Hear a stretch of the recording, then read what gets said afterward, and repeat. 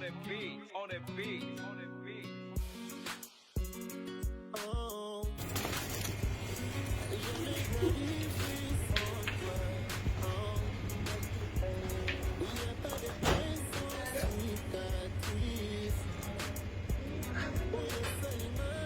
papi.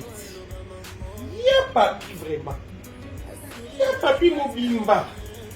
Hein?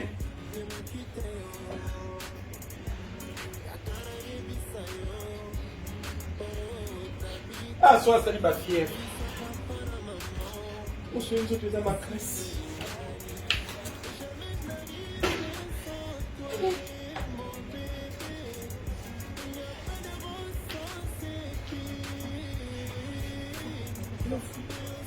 Maman Boni. Eh, qui m'est ça? Na ko saba course na nganda kala makasi.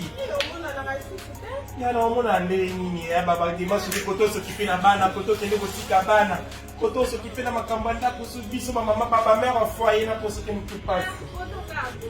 Na moni biloko côté pas masudi vraiment ça va biloko fresh boy. Na moni les guimons na tout na voiture wana. Légumes de légumes bisa mai nguba mai sauce. Na yesu nguba mai. Ya como que é? Bien tout ça na biso belangola nzambi kimia. Ngapi na sepele. Bonne année na yo pe bonne année pas Masudi. Na sepele vraiment.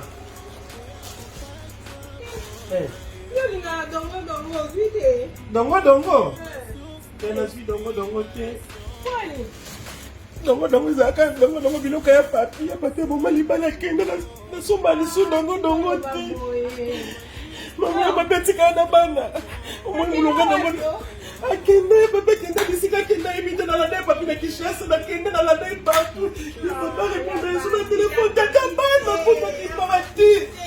Salo bongo te quand même. Ya dongo. Ah, tiki dongo.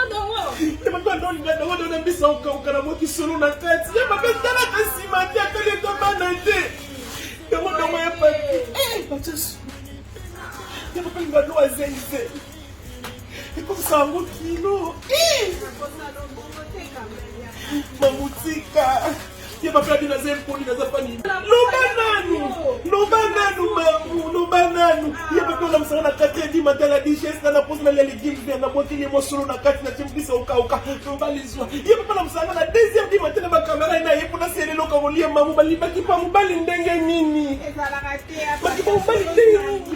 Ah, tu vas donc quand tu vas folie pas kaka enku. Ah, il va plus mubali. Faut donc quand tu vois enku ya pia fali. Donc na sepela raté. Pourquoi tu m'as pas fini ça? Tu m'as pas fini, mais pas fini tard.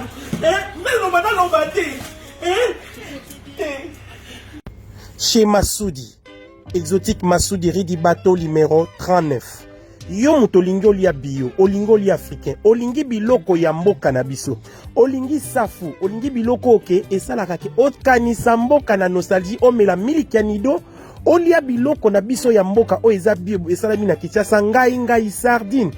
Oyo tolia katango nyonso tuna exécuter yeba kokoko le chez Masudi na rue du bateau numéro 39 na kati ya battoir makaya bumbisa kokauka nyonso obiso tolia kana kati ya mboka le chez Masudi rue du bateau numéro 39 ozwa mbisi na yo ozwa légumes na yo ozwa biloko yo lingaka comme ça oyo kanzoto lailai mwana mboka mwana Congo mwana Bruxelles leka na battoir kwanga ya fresh biloko ya fresh légumes ebukami lundi etekami mardi na kati ya Bruxelles na abattoir rue du bateau numéro 39 chez Masudi.